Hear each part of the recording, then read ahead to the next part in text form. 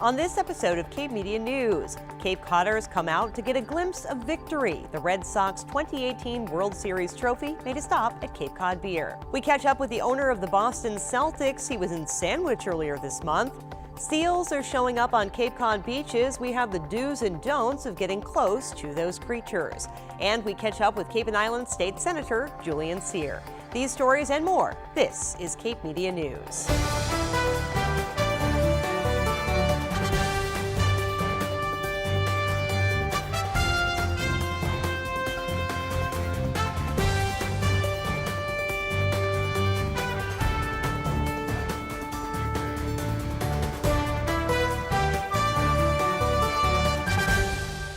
Welcome into Cape Media News, your local authentic newscast. I'm Sarah Colvin. I hope everyone had a wonderful Valentine's Day. We here at the Media Center sure did. Let's check it out. This video made by our own Izzy Kaplan.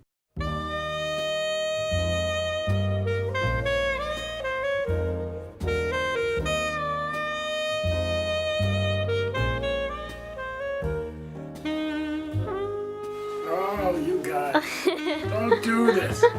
Thank you very much. Oh no, what is happening?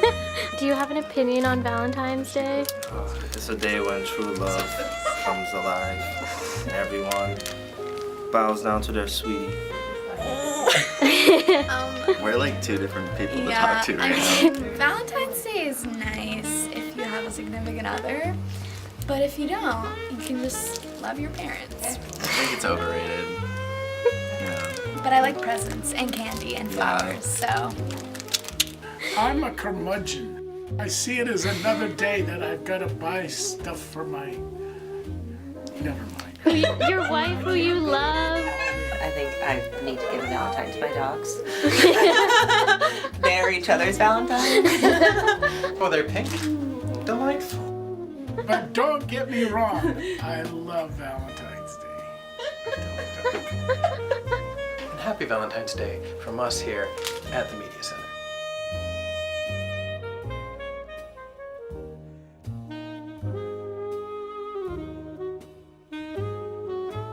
And thank you again, Izzy and the staff, for making that fun video. Lots of love to Cape Wellness Collaborative as well. Nearly 500 people attended Season 3 of Dancing with the Docs that was held at the Resort and Conference Center in Hyannis on Saturday, January 9th.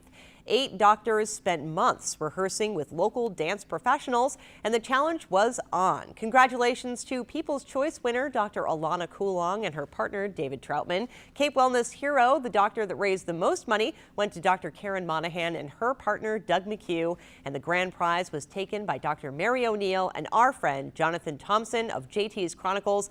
Their hip-hop routine stole the show. And of course, since JT was dancing, I was honored to serve as MC for the evening, and our Media Center crew provided video services. Cape Wellness Collaborative is an organization founded by the multi-talented Sarah Swain. Their mission is to provide integrative wellness therapies to anyone on Cape Cod and the islands facing cancer. In just 3 years, Cape Wellness Collaborative has served more than 500 people. We'll see you at Dancing with the Docs 2020. Stay tuned.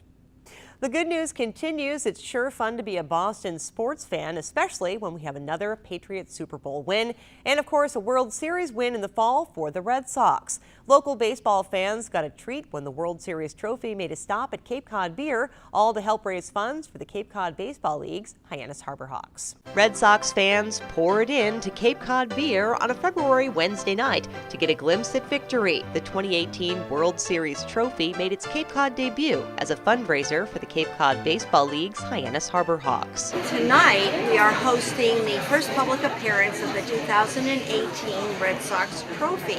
This is the championship trophy that they won in November. And actually people have asked me if it's like the Stanley Cup, you have to pass it around. I said no. You just can't kiss it, but you can see it. And there are times you'll see all 4 of them together. The Harbor Hawks used to have the worst field in the league, but they're hoping to soon have the best.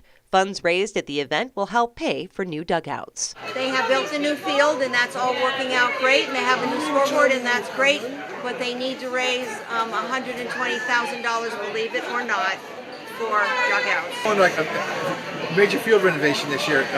New field, new dugouts, new scoreboards, kind of phase one of our total redo of the whole field, and this is a fundraiser for that tonight. We're spending about $980,000 this winter, and we got $700,000 from the town, CPC funds, which is great, and the Yawkey Foundation gave us $100, and the other $180 we're raising between now and about May 1st. So this money's going towards that. And a new field for the 2019 season is cool, but seeing the trophy... It's pretty cool. Yeah, it's pretty cool.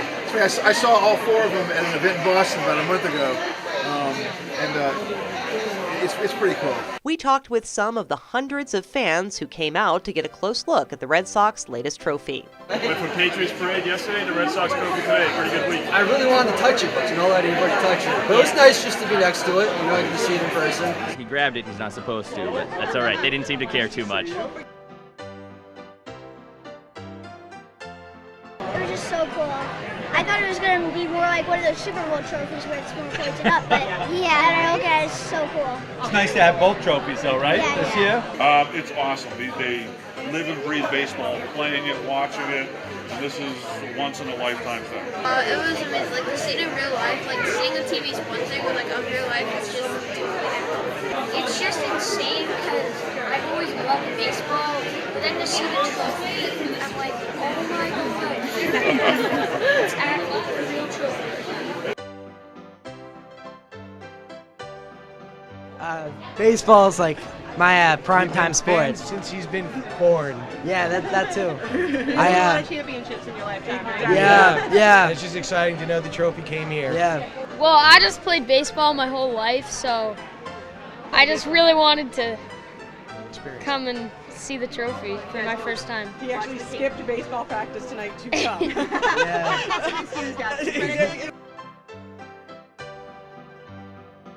My mom texted me earlier today saying, hey, you know, the trophy's in town, so thought we might see it. And I was like, whoa, cool. I mean, come on. I've seen 4 World Series championships in my life. How lucky am I?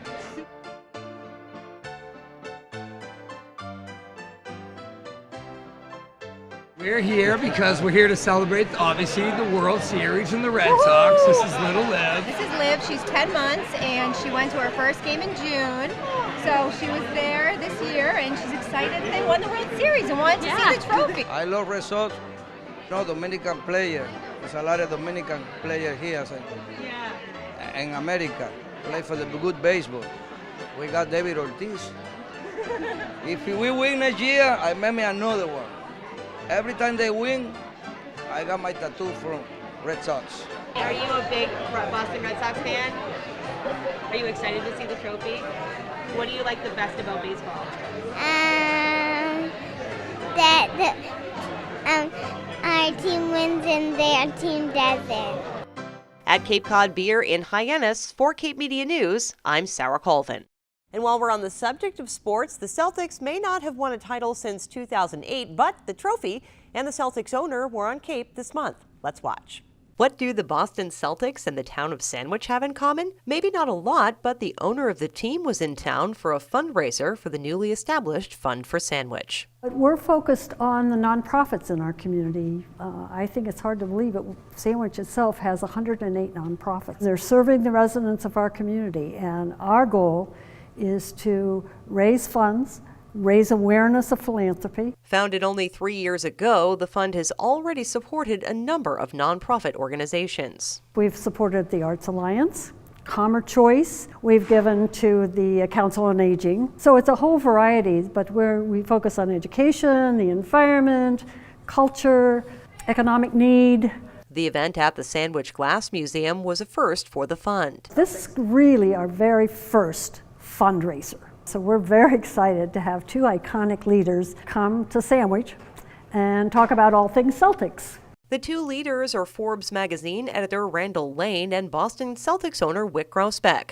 We caught up with Wyc prior to the event. He's got a connection to Cape Cod. Years ago, when I was really little, so that's a long time ago, vacationing on the beach where the power station was right at the end. So it's got to be right around here. Then ended up going to the vineyard for many years, and so I still have a small place on the vineyard, but so I've always been down the Cape and the islands. It's no easy task to be in charge of the Celtics. Sometimes it takes more than I've got.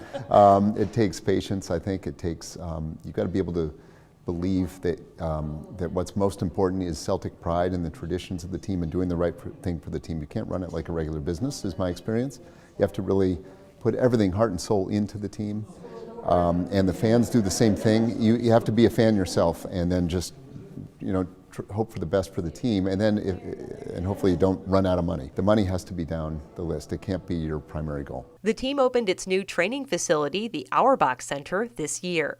It's a state-of-the-art, the best training facility in all of basketball, and we had been in a facility that was one court and was built many years ago and was just tight and constricted. And to get the Celtics where we wanted to be, which is to win another championship, we really felt like we needed to give the players a better base of training and operation. So this thing has a huge 2 courts, great location right near Boston, but also a full professional kitchen and much better nutrition and much better training, 3 different therapy pools, and everything you could possibly imagine. I think it's helped them feel supported by ownership and management. It makes a connection. We want free agents to want to come. We want players to want to stay here. We've seen players re-sign with us over the summer, and part of it might have to do with that practice facility. As far as trades went, he wasn't spilling the beans. Excellent question, but I'm not going to answer it. I'm sorry, I just never do. We're just going to see what happens, but we'll just, we're going to do our best to try to win another championship, and we love this current roster. If there's a way we can improve it, everybody knows, including the players, that we're open to those suggestions. At the event, Grausbeck donated $20,000 to the Fund for Sandwich. As for the Celtics, we'll have to wait to see how the season plays out. In Sandwich, for Cape Media News, I'm Sarah Colvin.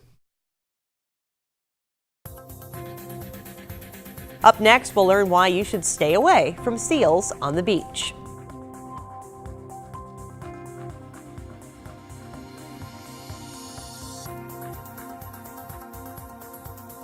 I was 0.5 credits away from completing high school, and I didn't do it. My support team never stopped pushing for me to be better because they knew who I could become as a person.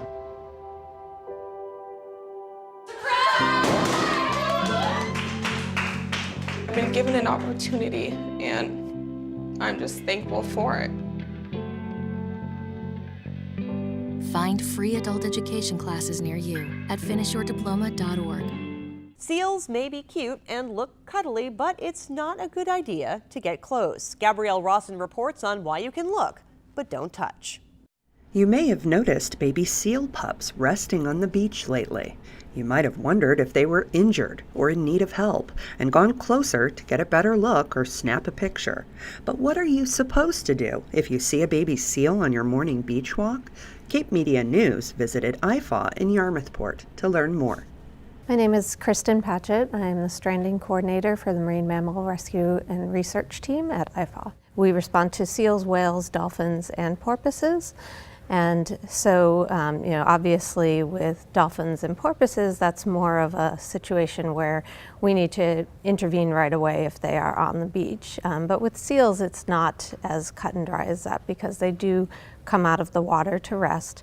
And so a lot of time it's just monitoring the animals to make sure that they're doing okay, and just asking people to keep their distance so that the seals can get the rest that they need. Gray seals are typically born between December and February and spend a very short amount of time with their mothers, roughly 2 to 4 weeks, and then they're on their own. Most of them are born on Muskeget and Monomoy, and so that's where the pups are going to be. The ones that we see over here on the mainland side of the Cape are either weaned pups that have left their mothers, and they're very small still. They, as I said, 2 to 4 weeks with their mom. They don't have a lot of time with them. So they're still going to be very small, and people might think that they are still dependent on their mothers.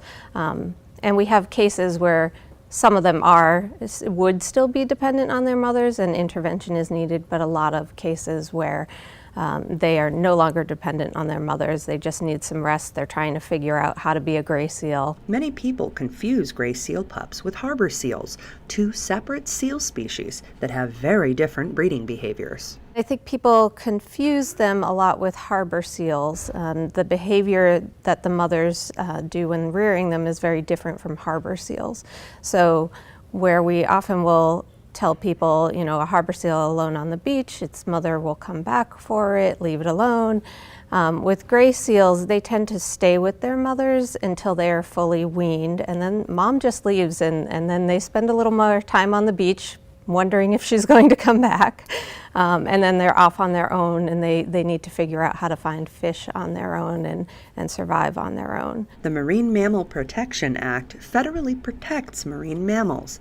This makes it illegal to interact with them and establishes that only officially trained responders may assess or provide stranded animals with care. The recommendation with the Marine Mammal Protection Act is 150 yards, and the reason for that is for the person's safety, because these are wild animals and they can bite, but also for the animal's safety, because every time a person approaches them, they've got to look up and wonder, is this a predator coming to get me? They don't understand that the person might be well-meaning, trying to help them.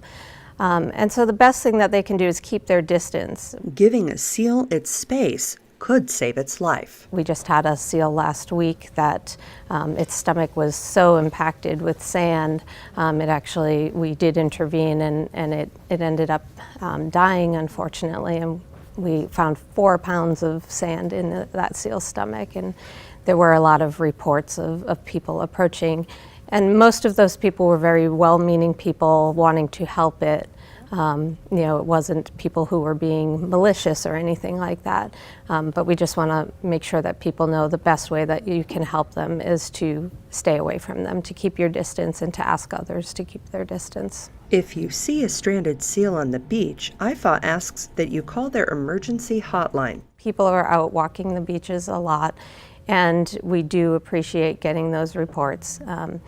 And we do appreciate people who understand that, these are wild animals. Give them distance, give them the respect that they deserve. And you can enjoy seeing wildlife in your backyard from a distance, take pictures, but please don't approach them. For Cape Media News, I'm Gabrielle Rawson. And those seals have been spotted on several Cape beaches. It's a good idea to keep an eye out when you're out walking, and of course, keep your dogs on their leashes. Cape and Island State Senator Julian Cyr is in his second term, and he has hit the ground running. Committee assignments came out this week. He's filed more than 70 bills, and he's got some big leadership roles. Julian stopped by the studio for an update. Heard yesterday, great news, and it's so fresh that I have to have my piece of paper in front of me. You got some committee assignments, and you were named the Assistant Majority Whip. What does that mean? What does that mean? So this is it's quite a big deal. So the Senate President, we have a new Senate President, Karen Spilka, who's just starting her first full term. She's marvelous and wonderful, and just a really strong leader, a social worker by training, just someone who really understands how do you look out for people, and then also how do you build relationships and negotiate with people. That's sort of the job that we have as lawmakers on Beacon Hill. And so she named her leadership team. And so it's a group of 8 other senators who make up the core of her leadership. So who are going to help determine the direction of the Senate, what are our priorities, how do we address a whole various range of issues from healthcare to housing affordability to mental health parity. And so as the Assistant Majority Whip, I'm part of that. Whips traditionally help basically do vote counting and figuring out where you take the temperature and the pulse of the membership to see where the membership of the Democratic caucus and also more broadly the Senate, where that is. So I'll be in, we have morning meetings, to sort of determine the course in the Senate, and I'll be in the mix, which is a it's a pretty big honor. Yeah. Sophomore lawmakers, I'm in my second term, typically aren't asked to be in leadership. So it's certainly something I'm very grateful for. And you're also the youngest member of the Senate, correct? Yes, I'm the youngest. I was the youngest of the member of the Senate last term, and fortunately, I'm a little older, but I'm still the youngest member. Although we do have a good crop of millennial lawmakers in the Senate and in the House. But I'm the only member in leadership. Fantastic. I should add too, now we're at a point where, with this appointment for me, Representative Sarah Peake also was appointed in leadership in the House. So Cape Cod, among the top 9 lawmakers in both chambers, Cape Cod has a seat in both of those chambers. That's really significant for a tiny little region. There's only 8 of us who represent Cape Cod and the islands out of 200 members. We were talking earlier, that's actually more representation than actually Western Mass has on those leadership Which is teams. amazing for us here in Cape Cod, because I think, when I've talked to your predecessors and other members of the legislature, it's difficult to get funding for the Cape because it's that perception that we're wealthy and it's, vacation land and all of that. So really to get the money that we need to solve those issues is important. So I'm hoping that with your and Sarah Peak's leadership that we'll get a little better. Yeah, and we have this whole great, delegation that all kind of pulls in the same direction. But really having that ability to, when you're talking about an issue, we're going to take up healthcare reform, I think, right? I'll be able, to have the Senate President's ear, on all these things, how we're looking at a whole host of big challenges, how that impacts Cape Cod, how that impacts Martha's Vineyard and Nantucket, and to be sort of early in that conversation, hopefully it's helpful. It also means more work, but I've never been shy about doing more work. Julian Cyr, of course, is the senator for the Cape and Islands District, state senator. You can follow him online at senatorcyr.com. For Cape Media News, I'm Sarah Colvin. And you can watch my full interview with the senator online at capemedia.org. Up next, we've got the buzz on bees.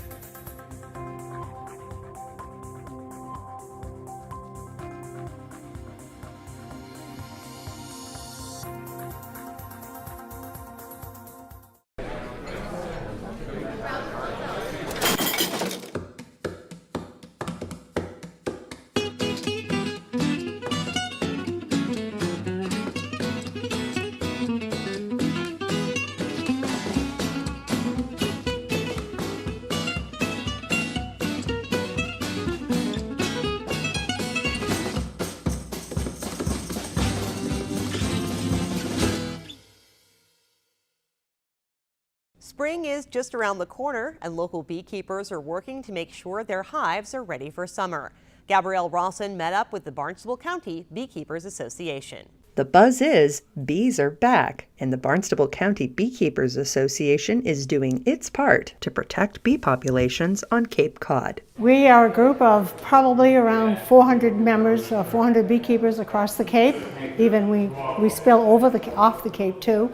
We meet monthly, and our purpose is to foster beekeeping, good beekeeping on Cape Cod. Every January, the group starts their annual Bee School, an interactive lecture series that teaches prospective beekeepers everything they need to know to build and sustain a beehive. We basically teach them the very basics of beekeeping, how best to get started, the type of equipment they need. We have access to packages of bees so that they can start it. Tonight is going to be, we're going to talk about the life cycle, what actually goes on in the hive, probably the most exciting part of beekeeping. We have this awesome book that they gave us the first class, and honestly, I've found myself reading it probably 3-4 times over already, and him too. Oh yeah. At dinner he takes it out and flips through it and reads a different page each time. And it's just incredible, the things that you just never knew about bees. Bees have met their challenges over the years, from parasitic mites to fewer foraging areas from pesticides. But BCBA says the bees are doing better than ever. The bees are doing great because the beekeepers are doing great. I think a lot of people start out with, I want to help the bees, and I think that is the reason why we see a complete decline in the plight of the bees, is because more people have gotten involved and active. We benefit so much from bees.